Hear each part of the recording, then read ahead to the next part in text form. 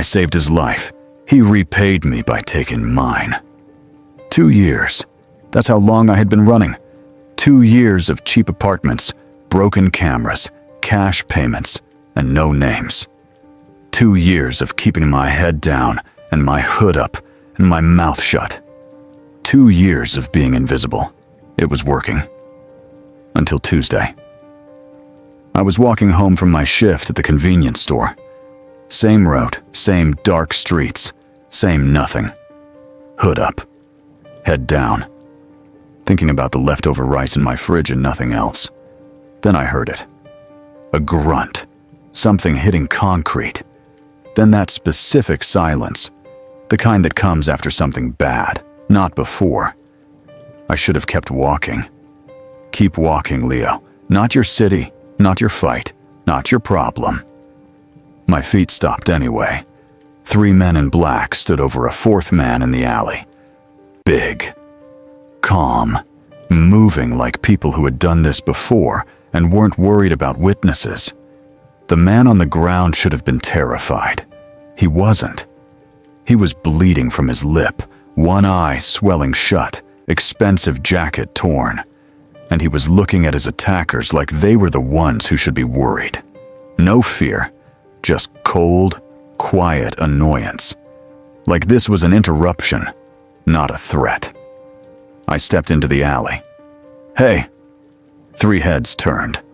What happened next took less than a minute. One came at me. I moved before he finished the motion. Second one swung. I caught his arm like it weighed nothing. Third one took one look at me and ran. The first 2 followed. I turned around. The man on the ground was watching me. Not with relief, not with gratitude, with the focused, unblinking attention of someone taking something apart to see how it works. You moved fast, he said, voice deep, completely calm, like he hadn't just been bleeding on alley concrete 30 seconds ago. I work out, I said. No. He stood slowly, hurt but refusing to show it. Tall, sharp, everything about him precise. Jaw, shoulders, eyes, especially the eyes. You didn't move like someone who works out. You moved like something else. My skin went cold. I have to go, I said. What's your name? Doesn't matter. It does to me, he said quietly. I left. Or I tried to. 3 blocks later, a black car pulled up beside me. I didn't fight. Not because I couldn't. The wolf under my skin was already pushing. That restless, hot pressure in my chest that meant danger. Move, now. It knew before I did. But I was in the middle of a lit street. 4 men in the car. The city around me full of eyes and cameras. If I ran, they'd chase. If I fought, the wolf would finish it. Either way, I'd be seen. So I got in the car. I sat still. I watched everything. The building they took me to was clean glass and quiet streets. The kind of place that said money without trying. Inside was different. Armed men at every door. Cameras in every corner. Staircases going down as much as up. Rex was already there. Fresh jacket. Clean face. Glass of something dark in his hand. Standing by the window, like nothing had happened tonight. Like the alley was already filed away and forgotten. He looked at me when I walked in. Sit down, he said. I'd rather stand. Sit down, Leo. Everything in me went still. I didn't tell you my name. No, he said. You didn't. I sat down. Not because he told me to. Because my legs needed a second, and I wasn't going to let him see that. He sat across from me. That same taking apart look. Then, you're not human. The room was very quiet. I don't know what. Don't, he said. Final. Calm. The way you say it to something that already knows better. I know what I'm looking at. I've known for a long time. He set his glass down. You're safe here. Am I free to leave? A pause. Small. Almost nothing. Not yet, he said. The room they gave me was the nicest I had ever slept in. Soft bed, warm food that arrived without asking, clothes in the wardrobe that fit perfectly, which meant someone had studied me carefully before I arrived. Everything comfortable, everything controlled. The door didn't lock from the inside. First night, I walked to the end of the corridor. Two men appeared from nowhere, silent, immovable. They walked me back without a word. No threats, no violence. Just, this is as far as you go. I tried 3 more times over the next 2 weeks. Different routes, different times. I mapped the building the way I mapped every building. Exits, blind spots, camera angles, guard rotations. Old habit, pure survival. Every time, Rex was already where I was going. Not chasing me, just there.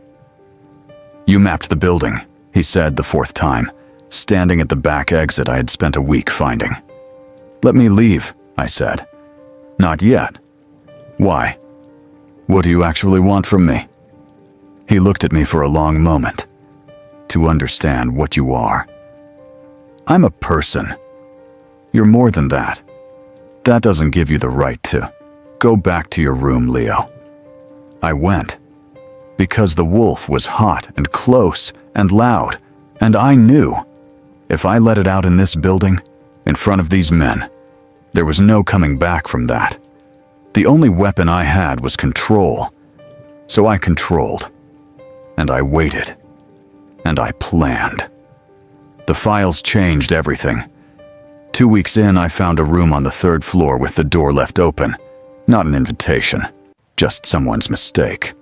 1 desk, 1 dark screen, filing cabinets along the wall, 1 cabinet open. I told myself I was just looking. 10 seconds, and I'd leave. Then I saw my name on a folder, not at the top. Halfway down a stack of folders, each one labeled differently, each one a different person, a different city, but the same format, same handwriting, same careful, methodical notes. I pulled mine out, my real name, my age, every city I had ever run to, mapped in order with dates, every apartment, every job, every time I had moved on and thought I was safe. 2 years of it. He had been tracking me for 2 years before the alley, before this city, before I had ever seen his face. I stood there and I let that land. Fully. All of it. The attack in the alley, the 3 men, the blood. The moment I stepped in, it hadn't been random. He had been waiting for something he could use to bring me in without force. Something that would make me feel like it was my choice. My decision to help. My mistake. He had created the moment, and I had walked straight into it and felt good about myself for doing it. I put the folder back exactly where I found it. I walked back to my room. I sat on the edge of the bed and looked at the city lights outside, and I did not move for a long time. Then I thought about the other folders, the other names, the other people in other cities who didn't know yet that there was a man tracking them, documenting them, waiting for the right moment to collect them.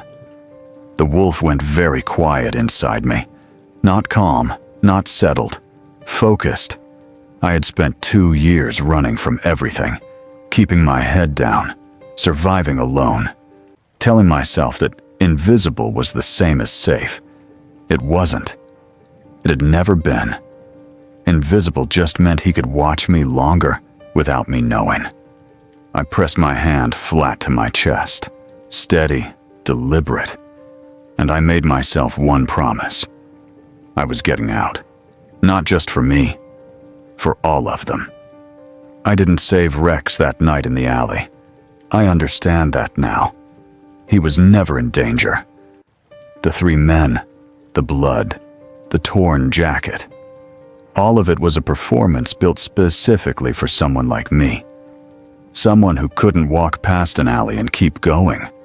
Someone whose instinct was always going to be step in, protect, help. He had studied me long enough to know exactly which strings to pull, and I had let him pull them and called it a choice. That was the last night I was afraid, because fear only works when you think you still have something left to lose. I had already lost the thing I was most afraid of losing: my invisibility, my control, my carefully built nothing of a life. It was gone. So there was nothing left to protect, only something left to fight for. While I lay back on the expensive bed in the beautiful cage, and I stared at the ceiling, and I started building the plan that was going to burn everything Rex had built, including whatever he thought I was to him. I wasn't a discovery. I wasn't a specimen. I wasn't something to be studied and owned and used. I was Leo, and I was just getting started. Follow, like, and comment. Tell me what you think about this story. Next chapter coming soon.